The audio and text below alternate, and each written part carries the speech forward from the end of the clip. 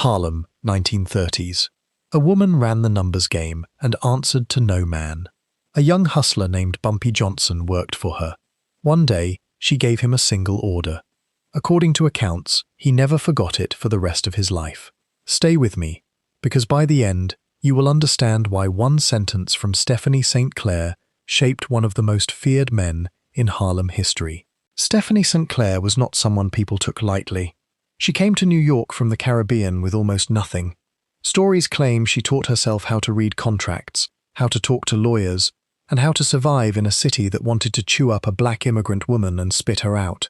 By the early 1930s, she had built one of the largest numbers of gambling operations in Harlem. People called her Madam Queen. She was sharp, she was proud, and she did not bow to anyone, not the police, not the mob, not even the men who thought a woman could not run a business like this. Many believe she hired Bumpy Johnson because she needed someone who could handle the streets while she handled the books and the politics. Bumpy was young, smart, and dangerous when he needed to be. He grew up poor in South Carolina before his family sent him north to Harlem for safety. By the time he met St. Clair, he already had a reputation for being fearless. But according to several accounts, fearless was not enough for her. She wanted something else from him. This is where the story everyone remembers begins. Dutch Schultz, a powerful white gangster, wanted to take over the Harlem numbers game. He saw St. Clair's success and decided he would either buy her out or push her out. St. Clair refused. She went to war with one of the most ruthless criminal figures in New York. Many historians describe this as one of the boldest stands of that era, a black woman refusing to surrender her business to the mob. It was during this conflict that St. Clair is said to have given Bumpy Johnson his order. Stories claim she told him that no matter what happened, he was never to let anyone in Harlem be pushed around by outsiders, and he was never to let fear decide his actions. Some versions of the story say her words were simpler and sharper than that, something close to stand your ground and protect what is ours. The exact wording has been retold so many times that historians cannot agree on what she said word for word. But the meaning stuck with Bumpy for the rest of his life, according to people who knew him. From that point forward, Bumpy became known as her enforcer, her protector, and in many ways her partner in keeping Dutch Schultz out of Harlem. Accounts describe him standing toe-to-toe with Schultz's men, refusing to back down even when the odds were against him. Some stories claim he was arrested, beaten, and threatened multiple times during this period, yet he kept coming back. Whether every detail of these stories is accurate is hard to confirm, but the pattern of his behavior during those years is well documented. Bumpy Johnson became a man who simply would not quit. What makes this story so powerful is not just the danger, it's the loyalty. Stephanie St. Clair was not just his boss. According to many who study this era, she became something like a mentor to him, teaching him how to read, how to think strategically, and how to carry himself with discipline instead of pure aggression. People say Bumpy kept a deep respect for her long after their business partnership ended. He often credited her with shaping the man he became. This part of the story is worth pausing on. In a world built on violence, St. Clair tried to give Bumpy something deeper than muscle. She is said to have pushed him toward books, toward education, toward seeing himself as more than a street fighter. Accounts describe him reading poetry, studying history, and developing a calm, controlled demeanor that surprised people who expected a typical gangster. Many believe this transformation traces directly back to those early years working under her. Eventually, Dutch Schultz's war against St. Clair escalated. Reports from that era describe a brutal struggle for control of Harlem's underground economy.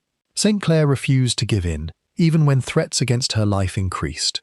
Some stories claim she once stood in court and spoke boldly against corrupt police officers who tried to protect Schultz's operation, putting herself directly in danger to defend her business and her community. Whether every detail is fully accurate is debated among historians, but her reputation as fearless and outspoken is well supported by the records that do exist. Dutch Schultz was eventually killed, ending much of the immediate threat to St. Clair's empire. Many accounts say St. Clair sent him a telegram with a short, sharp message after his death, something many historians believe became one of the most talked-about moments of that entire conflict. The exact wording is disputed, but the symbolism of a woman openly defying one of the most dangerous men in New York remained powerful for generations. After this period, Bumpy Johnson continued to rise in Harlem, eventually becoming one of its most well-known figures. He worked with other major organized crime networks, navigated alliances and conflicts most people never knew existed, and built a reputation as someone who balanced toughness with intelligence. According to many who study Harlem's history, that balance traces back to the lessons he learned from St. Clair in his earliest years. What stands out the most, according to people who study this era, is how rare their relationship was. A black woman built and defended a major business empire in an era when almost everything was working against her. A young black man learned discipline, loyalty, and self-respect from her, then carried those lessons through decades of conflict, power struggles, and personal danger. Their connection was not romantic, it was something closer to mentorship forged in survival. Some say the order St. Clair gave Bumpy was about protecting territory. Others say it was about protecting dignity. Many believe it was both, wrapped into a single moment that defined the rest of his life. Whatever the exact words were, the message clearly shaped a man who became one of the most respected and feared figures in Harlem's history. Someone whose name still echoes through books, films, and stories today. Stephanie St. Clair passed away in the 1960s, largely out of the public eye by then. Bumpy Johnson continued his complicated path through Harlem's underworld until he died in 1968. Their paths diverged over the years, but according to many historians and biographers, the foundation she gave him in those early days never disappeared. He carried her lessons with him through every rise, every fall, and every battle that followed. This story is a reminder of how one moment, one sentence, one piece of guidance can shape an entire life. Stephanie St. Clair did not just give Bumpy Johnson an order. According to many accounts, she gave him a way of seeing the world, one built on courage, discipline, and refusing to be pushed around.